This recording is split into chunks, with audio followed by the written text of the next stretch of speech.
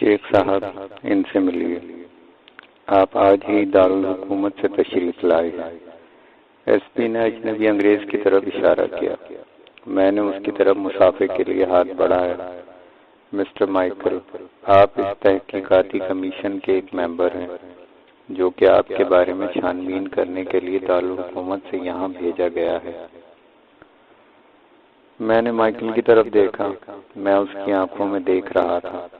Michael نے چند ہی لمحوں میں گھبرا کر نظریں نیچی کر لیں۔ مجھے آپ سے مل کر خوشی ہوئی مسٹر مائیکل، میں نے کہا۔ میں آپ کو لینے آیا ہوں۔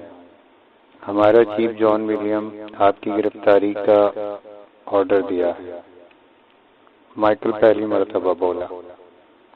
میں نے دیکھا اس کی نگاہیں جھکی ہوئی تھیں۔ غالباً وہ مجھ سے کچھ مروب تھا۔ ممکن ہے ایس پی یا کوتوال شہر نے اسے میرے بارے میں کچھ بتا رکھا ہو۔ میں نے ایک لمحے کے لیے آنکھیں بند کی، حمزاد کا تصور کیا۔ وہ فوراً حاضر ہو گیا۔ اس کے آتے ہی میں نے اسے حکم دیا، جسے بقیہ تمام لوگ بھی سن رہے تھے اور حیرت سے میری طرف دیکھ رہے تھے۔ میں کس سے بات کر رہا ہوں، جبکہ بظاہر ان کے سامنے میرے سوا کمرے میں اور کوئی موجود نہ تھا۔ میں کہہ رہا تھا، فوراً معلوم کرو یہ مردود جان ولیم کون ہے اور کیا چاہتا ہے۔ اس کے بارے میں تمام معلومات ہمیں اسی وقت چاہیے۔ حمزاد میرا حکم سن کے فوراً چلا گیا اور چند ہی لمحوں میں واپس آ کر مجھے بتانے لگا، جان ولیم اس تحقیقاتی کمیشن کا سربراہ ہے جو نواب صاحب کی شکایت پر انگریزی سرکار نے یہاں بھیجا ہے۔ وہ نہایت سخت گیر اور عام انگریزوں کے برخلاف قطعی توہم پرست نہیں۔ اس نے یہاں آتے ہی سب سے پہلا کام یہ کیا کہ آپ کی گرفتاری کے احکامات جاری کر دیے۔ ایس پی وغیرہ نے سمجھانے کی بہت کوشش کی مگر وہ کسی طرح باز نہ آیا۔ وہ بہت ضدی اور اکڑ قسم کا آدمی ہے۔ وہ قطعی کسی پراسرار قوت پر یقین نہیں رکھتا۔ یہ شخص انگریزی سرکار میں ایک بڑے عہدے پر فائز ہے اور وائسرائے کے قریبی عزیزوں میں سے ہے، اس لیے اپنے سامنے کسی کو کچھ نہیں سمجھتا، جو چاہتا ہے کرتا ہے۔ انگریزی سرکار نواب کو بہرحال خوش رکھنا چاہتی ہے، اس لیے ان کی شکایت پر فوری کارروائی عمل میں آئی ہے۔ جان ولیم کے ساتھ مائیکل کے علاوہ 2 ممبران اور ہیں جن کے نام پیٹر اور اسمتھ ہیں۔ جان ولیم کے سامنے ان لوگوں کی کچھ حیثیت نہیں۔ جان ولیم کو چھوڑ کر سب توہم پرست ہیں۔ حمزاد نے تفصیل سے سب کچھ بتا دیا اور میرے کسی دوسرے حکم کا انتظار کرنے لگا۔ میں نے ہاتھ کے اشارے سے اس کو رخصت کر دیا۔ حمزاد نے مجھے جو اطلاع دی تھی ان سے سوائے میرے سب بے خبر تھے، اس لیے حمزاد کی آواز صرف مجھے ہی سنائی دیتی تھی۔ ایس پی اور دوسرے افسران میری خاموشی کو دیکھ کر کچھ خوفزدہ سے تھے۔ انہیں ہمت نہیں ہو رہی تھی کہ وہ کچھ کہہ سکیں۔ میرا چہرہ اس وقت غصے سے سرخ تھا۔ آخرکار میں نے کہا، جان ولیم کو غالباً اس بات پر بہت فخر ہے کہ وہ وائسرائے کا قریبی عزیز ہے۔ بخدا میں اسے وہ سبق سکھا دوں گا کہ وہ تا زندگی یاد رکھے گا۔ چلو میں تمہارے ساتھ چلتا ہوں، مجھے تم لوگوں کی نوکریاں عزیز ہیں۔ اگر میں تمہارے ہمراہ نہ گیا یا تم مجھے نہ لے گئے تو وہ خبیث تم سب کو معطل بھی کر سکتا ہے، جو میں نہیں چاہتا۔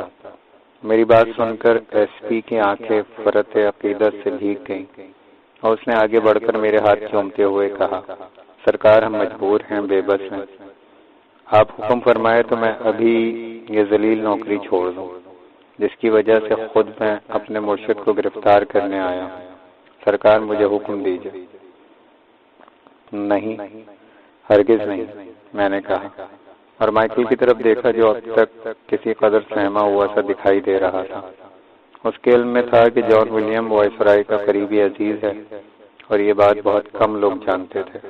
میری پراسرار قوتوں سے مروب نظر آ رہا تھا۔ اب میں نے اسے مخاطب کیا، مائیکل، میں جانتا ہوں کہ تم بے قصور ہو، تم ہی کیا، اس کے سامنے پیٹر اور اسمتھ بھی بے بس ہیں۔ حالانکہ وہ دونوں جان ولیم کی طرح خبیث نہیں۔ میری یہ باتیں سن کے مائیکل کی آنکھیں حیرت سے پھیل گئیں۔ وہ میری زبان سے پیٹر اور اسمتھ کا نام سن کر حیرت زدہ تھا۔ میں نے لوہا گرم دیکھ کر ایک اور ضرب لگائی۔ مجھ سے کچھ بھی چھپا ہوا نہیں، میں تم سب کے اندر جھانکنے کی صلاحیت رکھتا ہوں۔ تمہارا ماضی، حال اور مستقبل میرے سامنے ایک کھلی کتاب کی طرح ہے۔ اس کے بعد میں ان سب لوگوں کے ہمراہ اپنی حویلی سے نکلا۔ وہ سب دستہ بدستہ مؤدب میرے پیچھے پیچھے چل رہے تھے۔ ان میں مائیکل بھی تھا۔ کوتوالی قریب ہی تھی۔ ہم سب بہت جلد کوتوالی تک پہنچ گئے۔ راستے میں لوگوں نے اس جلوس کو حیرت سے دیکھا۔ دیکھنے والے یہ نہ سمجھ پائے کہ کیا ماجرا ہے، اس لیے کہ میں ان سب کے آگے آگے اس طرح چل رہا تھا جیسے وہ سب میرے ماتحت ہیں، اور ان سب کا انداز بھی ایسا ہی تھا جیسے وہ کسی قابل احترام شخصیت کے ساتھ مؤدب چل رہے ہیں۔ یہ میری پہلی گرفتاری تھی۔ کتنی عجیب تھی یہ گرفتاری بھی۔ نہ ہاتھوں میں ہتھکڑیاں، نہ چہرے پر ملال، نہ سپاہیوں کی بے ادبیاں۔ میں کوتوالی میں داخل ہوا تو سامنے بنے ہوئے کمرے کے برآمدے میں ایک لہیم شہیم شخص کو بے چینی سے ٹہلتے ہوئے دیکھا۔ وہ انگریز ہی تھا۔ اس کے ہمراہ دو اور انگریز بھی تھے جن سے وہ کچھ باتیں کر رہا تھا۔ میں نے اندازہ لگا لیا یہ لمبا تڑنگا شخص ہی جان ولیم ہے۔ اس کے ساتھ والے پیٹر اور اسمتھ ہیں۔ پیٹر اور اسمتھ میں سے ایک بہت ہی پستہ قد اور گٹھیلے جسم کا مالک تھا۔ وہ قد میں جان ولیم کا آدھا تھا، اور جان ولیم کے ساتھ ساتھ چلتا تھا تو اس کی کمر تک پہنچ پاتا تھا۔ اچانک جان ولیم کی نظر مجھ پر پڑی۔ اس نے دیکھا کہ میں بڑی شان بے نیازی سے کوتوالی میں داخل ہو رہا ہوں، اور میرے پیچھے پیچھے بقیہ لوگ مؤدب چلے آ رہے ہیں، جن میں مائیکل بھی ہے۔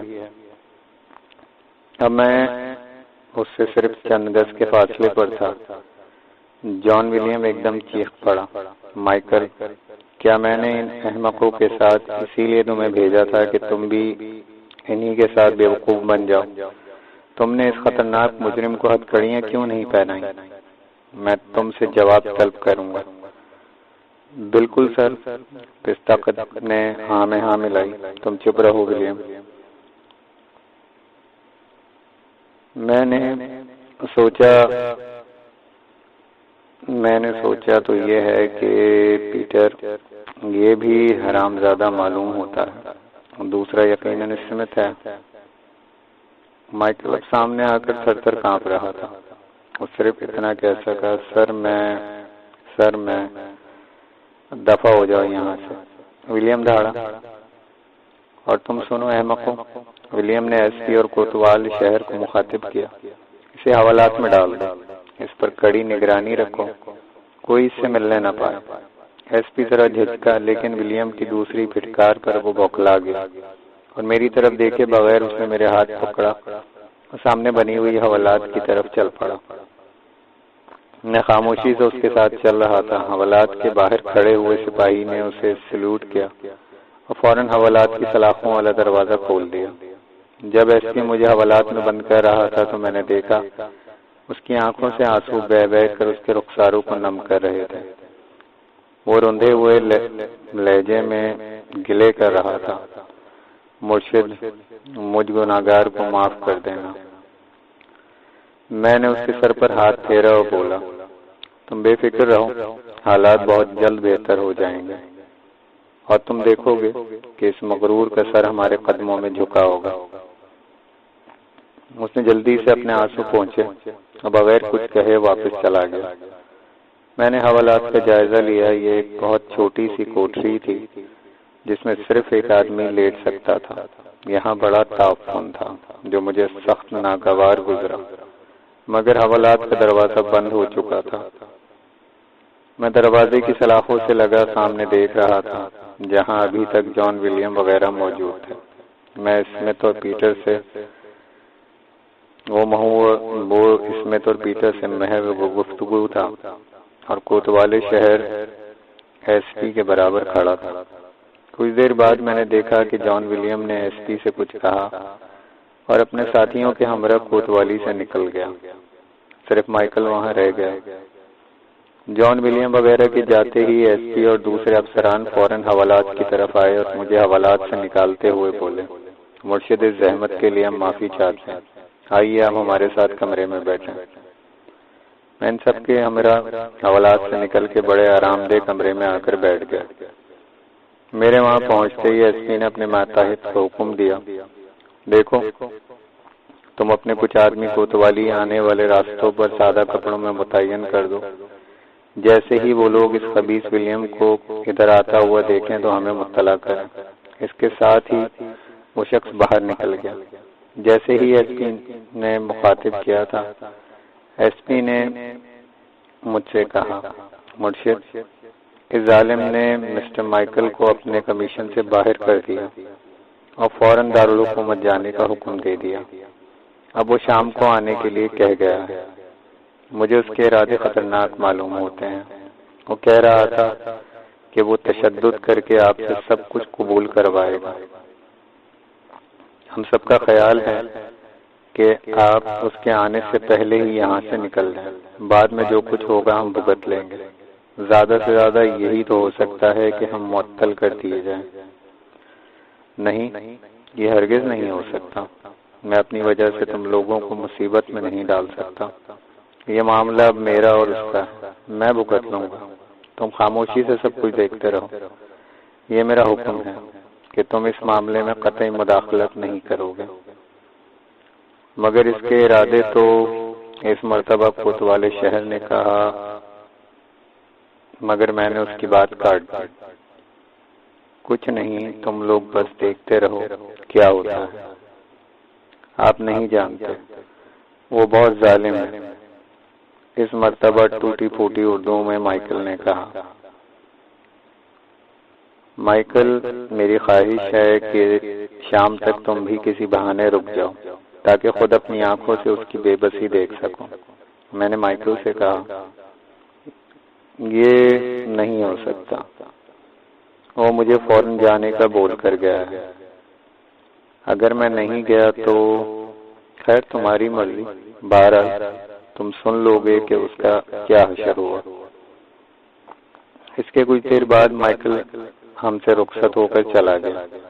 اسے دارالحکومت پہنچنا تھا۔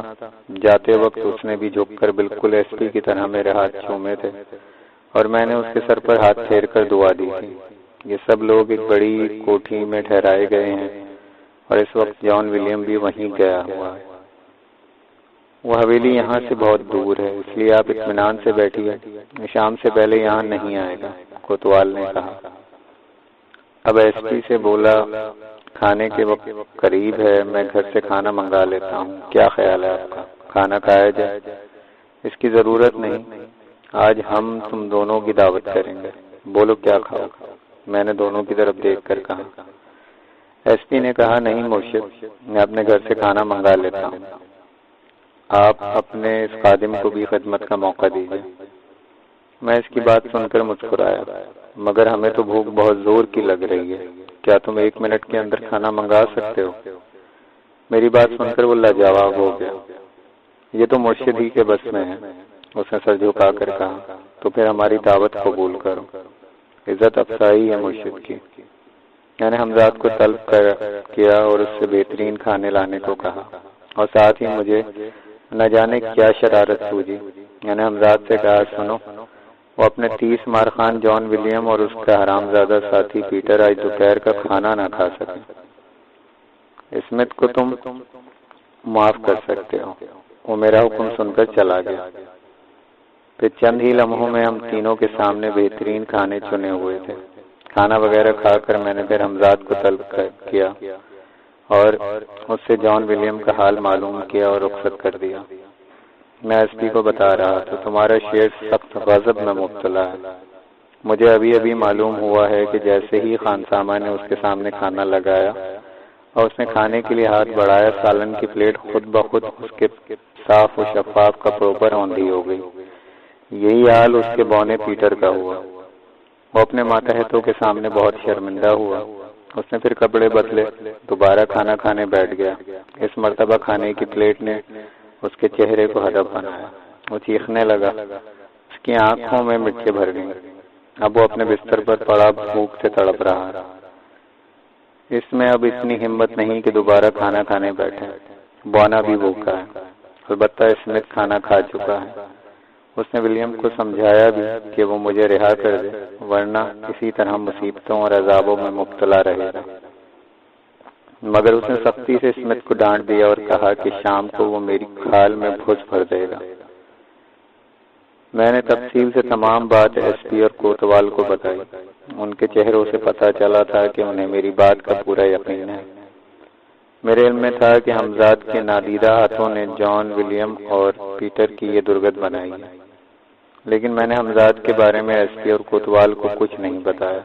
وہ صرف اتنا جانتے تھے کہ میرے بس میں چند نادیدہ پراسرار قوتیں ہیں جن کے ذریعے میں جو چاہوں کر سکتا ہوں۔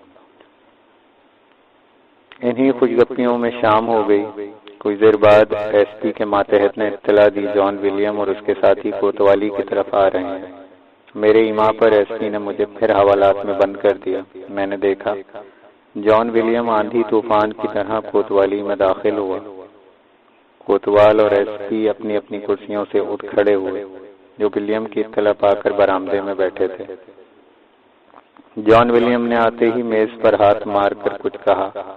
کوتوال فوراً حوالات کی طرف دوڑا اور مجھ سے بولا، حضور وہ سخت غصے میں ہیں اور اس نے حکم دیا ہے کہ آپ کو برآمدے کے سامنے والے نیم کے پیڑ سے باندھ دیا جائے، مگر کچھ نہیں، وہ تمہیں جو حکم دیتا ہے اس کی تعمیل کرتے رہو، یہ میرا حکم ہے، میں نے سختی سے کہا۔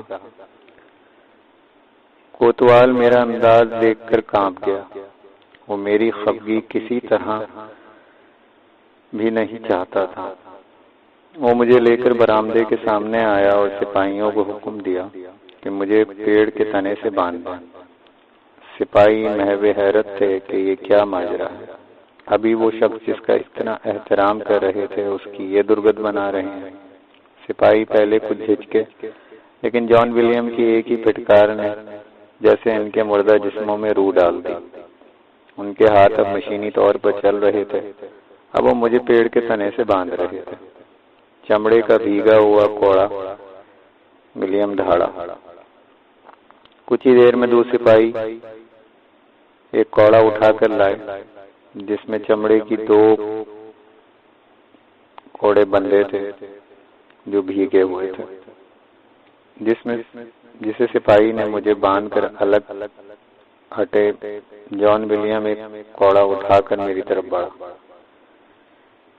ابھی وہ برآمدے سے نیچے بھی نہ اتر پایا تھا کہ میں نے حمزاد کو طلب کیا، اور پھر لوگوں نے جو کچھ دیکھا وہ بہت حیرت انگیز تھا۔ جان ولیم میرے پاس آ کر چیخا، میں تیری زبان کھلوانا اچھی طرح جانتا ہوں، بتا تو نے نواب صاحب کی لڑکی کو اغوا کرایا تھا، بول ورنہ میں تیری کھال اجڑ دوں گا۔ وہ صاف اردو بول رہا تھا اور یہ پہلے ہی سے میرے علم میں تھا کہ جان ولیم بھی انہی انگریزوں میں سے ہے جو رموز حکومت میں اس بات کو بھی ضروری سمجھتے ہیں کہ جہاں حکومت کی جائے وہاں کی زبان بولنا بھی اچھی طرح آتی ہو تاکہ بہتر طور سے حکومت کر سکیں۔ میں نے ایک نظر جان ولیم کو دیکھا جس کا ہاتھ مجھے کوڑا مارنے کے لیے اٹھ چکا تھا، مگر اس سے پہلے کہ کوڑا میرے جسم پر پڑتا خود بخود اس کے ہاتھ سے چھوٹ کر بہت زور سے پیٹر کے پیٹ میں لگا۔ وہ اپنا پیٹ پکڑ کر بیٹھ گیا۔ میں دیکھ رہا تھا حمزاد نے اس کے ہاتھ سے کوڑا چھین کر پیٹر کو دے مارا، اور اس سے پہلے کہ جان ولیم دوبارہ کوڑا اٹھاتا کوڑا خود بخود اپنی جگہ سے اٹھا، فضا میں لہرایا اور بہت زور سے ولیم کے لگا۔ ولیم چیخ پڑا، مگر اب کوڑا برابر اس کے جسم کو چاٹ رہا تھا۔ پھر لوگوں نے دیکھا کہ دوسرا کوڑا بھی جو بھیگا ہوا تھا خود بخود نکل کر پیٹر پر برسنے لگا۔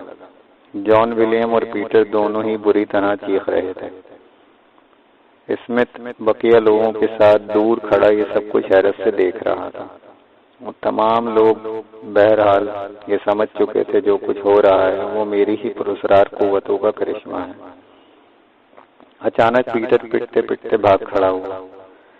کچھ دور کوڑے نے اس کا تعاقب کیا، پھر واپس اپنی جگہ پر آ گیا۔ پیٹر کا رخ کوتوالی کے صدر دروازے کی طرف تھا۔ جان ولیم نے جب پیٹر کو اس عذاب سے بچ کر بھاگتے ہوئے دیکھا تو خود بھی اس کی طرف دوڑ پڑا۔ ایک مرتبہ گھبراہٹ میں پاؤں اپنے ہی لباس سے الجھ گیا اور وہ اوندھے منہ گرا۔ کوڑا اب بھی اس کی پیٹھ پر برس رہا تھا۔ وہ ایک دم بلبلا کر اٹھا اور چیختا ہوا کوتوالی سے باہر بھاگ گیا۔ کسی کو اتنا ہوش نہیں تھا کہ اس بات پر غور کرتا کہ جان ولیم اور پیٹر ہی کی پٹائی کیوں ہوئی، جبکہ اسمتھ بھی اس کمیشن کا ممبر تھا۔ سب لوگ سحرزدہ کھڑے تھے، جیسے انہوں نے کوئی خواب دیکھا۔ پھر اس سے پہلے کہ کوئی مجھے درخت سے کھولتا، حمزاد مجھ تک پہنچ گیا اور میری رسیاں کھولنے لگا۔ یہ نظارہ بھی ان سب کے لیے حیرت انگیز تھا۔ رسیاں خود بخود کھل رہی تھیں۔ چند ہی لمحوں میں آزاد ہو گیا۔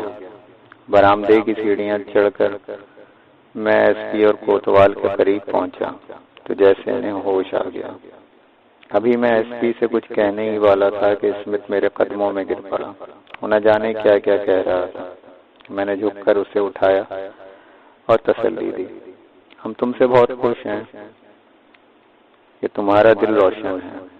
تم نے ہر ممکن اس شیطان کو سمجھانے کی کوشش کی۔ ہمارے اوپر سب کچھ روشن ہے۔ اب تم نے اس کا عبرتناک انجام دیکھ لیا۔ وہ ہمارے سامنے ایک حقیر کیڑے سے زیادہ اہمیت نہیں رکھتا، میں نے برآمدے میں پڑی ہوئی کرسی پر بیٹھتے ہوئے کہا۔ لیکن ہم یہ بھی جانتے ہیں کہ ابھی اسے مناسب سزا نہیں ملی۔ ہم جب چاہیں یہاں سے جا سکتے ہیں، مگر ہم ایسا نہیں کریں گے اس وقت تک جب تک وہ شیطان خود ہمارے قدموں میں گر کر ہم سے معافی نہ مانگے۔ اگر ہم یہاں سے خود چلے گئے تو ہم جانتے ہیں وہ اپنا غصہ تم لوگوں پر اتارے گا، جو ہم نہیں چاہتے۔ پھر کیا حکم ہے مرشد؟ اس مرتبہ ایس پی نے کہا۔ ہم یہاں کوتوالی میں رہیں گے جب تک وہ دوبارہ نہ آئے۔ جو آپ کا حکم۔ میں آپ کے لیے بستر وغیرہ کا انتظام کر دوں، آپ یہیں میرے کمرے میں آرام فرمائیں، کوتوال بولا۔ نہیں، بستر وغیرہ رہنے دو، ہمیں صرف اپنے ہی بستر پر آرام کی نیند آتی ہے، وہ ہم ضرور منگا لیں گے۔ ویسے اگر آج رات تم جان ولیم اور پیٹر کا حشر دیکھنا چاہتے ہو تو چھپ کر اس کی حویلی میں داخل ہو جاؤ جہاں وہ لوگ ٹھہرے ہوئے ہیں، میں نے معنی خیز مسکراہٹ کے ساتھ ایس پی کی طرف دیکھتے ہوئے کہا۔